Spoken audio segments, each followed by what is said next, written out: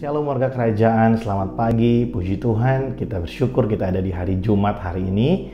Saudara, hari ini saya ingin meneruskan apa yang sedang kita bahas dari kitab Yohanes, Injil Yohanes pasal yang ketiga, ayat yang pertama sampai dengan ayat yang keempat. Saudara, di ayat yang kedua, Nikodemus berkata kepada Tuhan Yesus, ya, di sana perkataan Nikodemus seperti ini, "Rabi, kami tahu bahwa engkau datang sebagai guru yang diutus Allah, sebab tidak ada seorang pun yang dapat mengadakan tanda-tanda yang engkau adakan itu, jika Allah tidak menyertainya." Wow.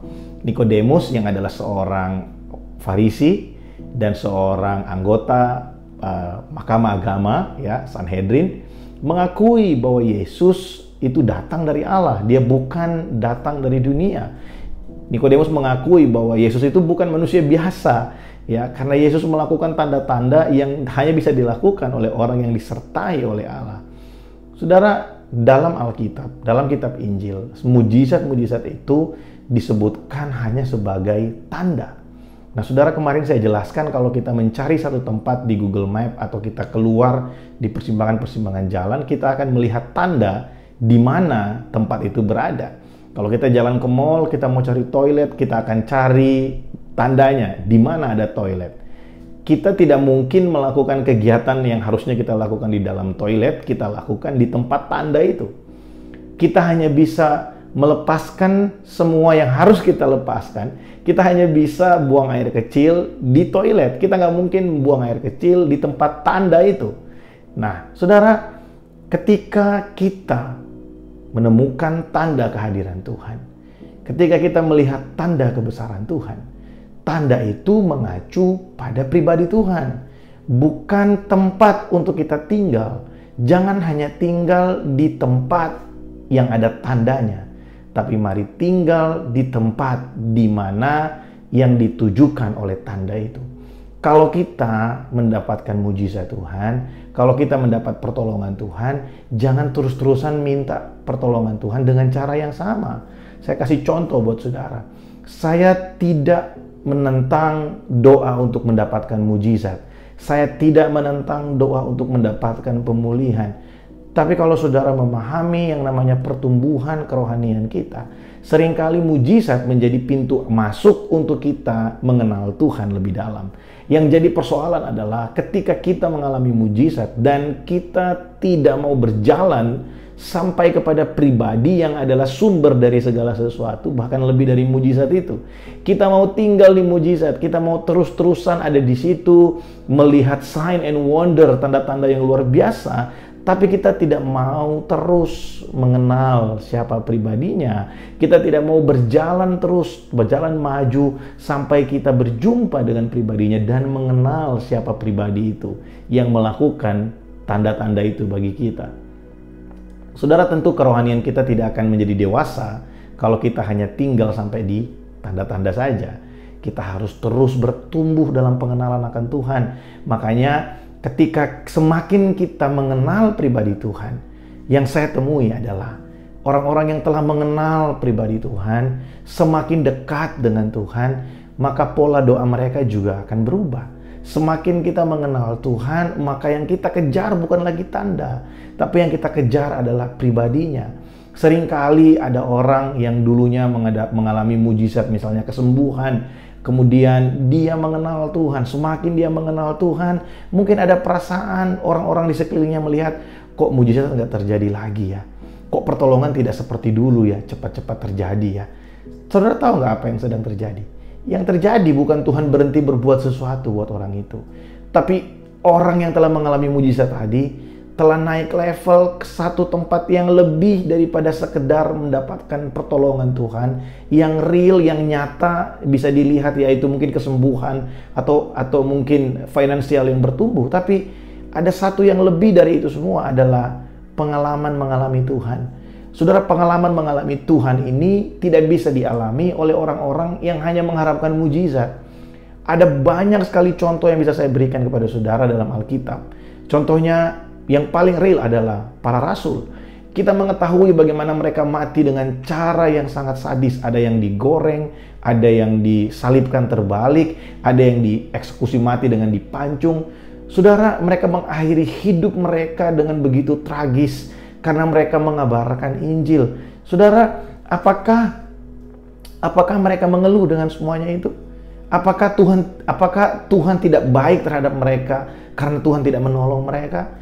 Dalam kesakitan mereka ketika mereka masuk penjara, dalam pergumulan mereka ketika mereka harus karam kapal, Paulus mengalami karam kapal, dalam kesedihan Yohanes ketika dia dibuang ke Pulau Patmos, apakah Tuhan tinggal diam dan tidak melakukan sesuatu buat mereka semua seperti yang Yesus lakukan ketika dia ada di bumi bersama-sama dengan mereka?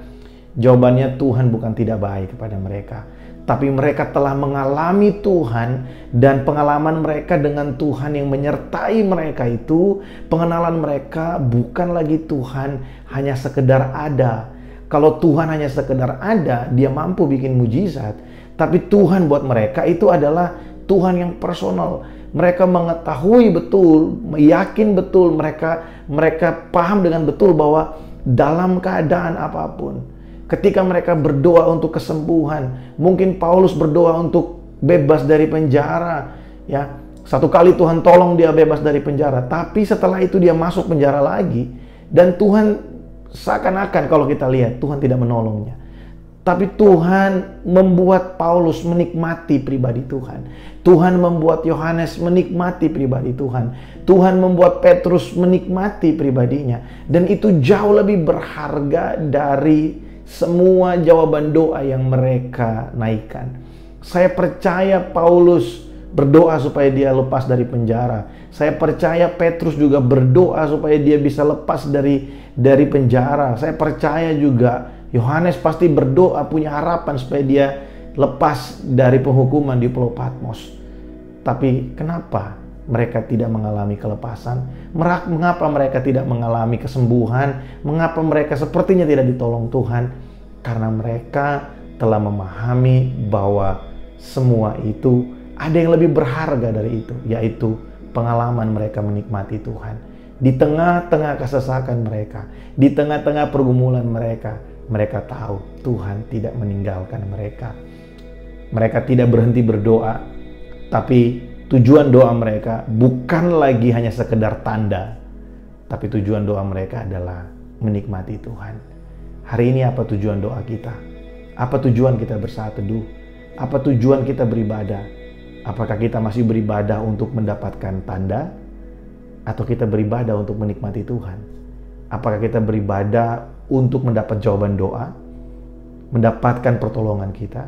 Atau kita beribadah karena kita tahu bahwa Tuhan itu lebih berharga dari semua jawaban-jawaban doa kita? Saya berdoa supaya ini mengubahkan kehidupan kita. Saudara, memberitakan ini buat setiap kita adalah sesuatu yang membahagiakan saya dan memberkati saya secara pribadi.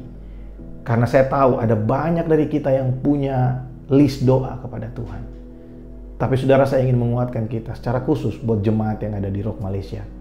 Saudara, jangan biarkan keinginan kita terhadap jawaban doa mengalahkan kerinduan kita untuk mengenal pribadi Tuhan. Jangan biarkan keinginan kita untuk doa kita dijawab mengalahkan keinginan kita untuk menikmati pribadi Tuhan. Ingat, mujizat itu hanya tanda. Yang sesungguhnya adalah menikmati Tuhan kita, Yesus Kristus. Kebersamaan dengan Tuhan, pengenalan akan Tuhan.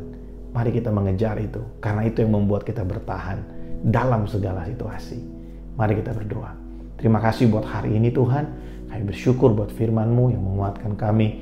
Kami bersyukur karena kami tahu Tuhan bahwa Engkau ada bagi kami. Engkau bukan sekedar konsep, tapi Engkau pribadi Tuhan. Dan Engkau sanggup melakukan segala sesuatu bagi kami untuk membawa kami mengenal Engkau lebih lagi. Terima kasih Tuhan. Berkati umat-Mu dimanapun berada pagi hari ini, biar kami memahami sesuatu dan kami belajar dan kami diubahkan oleh firman-Mu. Dalam nama Yesus kami berdoa. Amin.